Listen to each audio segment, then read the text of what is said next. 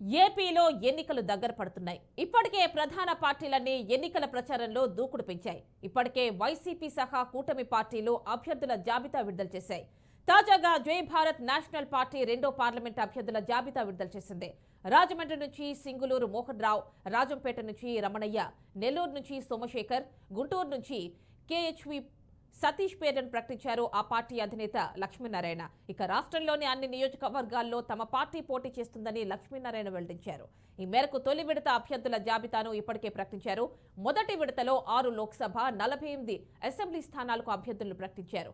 మరోవైపు తెలంగాణ రాష్ట్రానికి చెందిన 3 లోక్సభ స్థానాలకు అభ్యర్థులను సైతం వివి లక్ష్మీనారాయణ ప్రకటించారు. తాజాగా మరో 4 అసెంబ్లీ స్థానాలకు అభ్యర్థులను ప్రకటించారు.